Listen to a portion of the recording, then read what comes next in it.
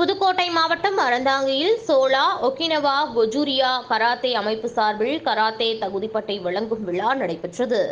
அறந்தாங்கி பகுதியில் சோலா Okinawa கொஜூரியா karate என்ற அமைப்பின் சார்பில் கராத்தே சிலம்பம் போன்ற பயிற்சிகள் அளிக்கப்பட்டு வருகிறது. சுமார் 40 ஆண்டுகளுக்கும் மேலாக நடைபெற்று வரும் அமைப்பில் ஆண்டுதோறும் அப்பகுதியை சுற்றியுள்ள மாணவ மாணவியர்கள் 120க்கும் மேற்பட்டோர் பயிற்சி பெற்று வருகின்றனர்.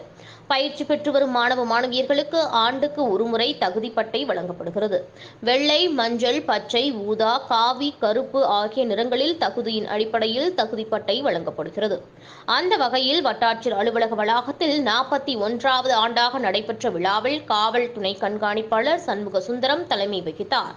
வட்டாட்சியர் ஜப்ருல்லா, சோலா ஒகினவா கொஜூரியா கராத்தே அமைப்பின் நிறுவனர் கராத்தே கண்ணனையன் ஆகியோர் முன்னிலை வைத்து தகுதிப்பட்டைகளை வழங்கினார்.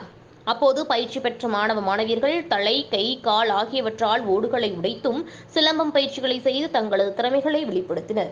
இறுதியில் மாணவ மாணவியர்களுக்கு சான்றிதழ் வழங்கப்பட்டது. நிகழ்ச்சியில் ரோட்டரி சங்க தலைவர் செந்தில்குமார், தனியார் பள்ளி முதல்வர் சுரேஷ், நகர்மன்ற உறுப்பினர்கள் விஸ்வமூர்த்தி, காசிநாதன் உள்ளிட்ட பெற்றோர்கள், மாணவ மாணவியர்கள் ஏராளமானோர் கலந்து கொண்டனர். அறந்தாங்கி செய்தியாளர் மாரிமுத்து.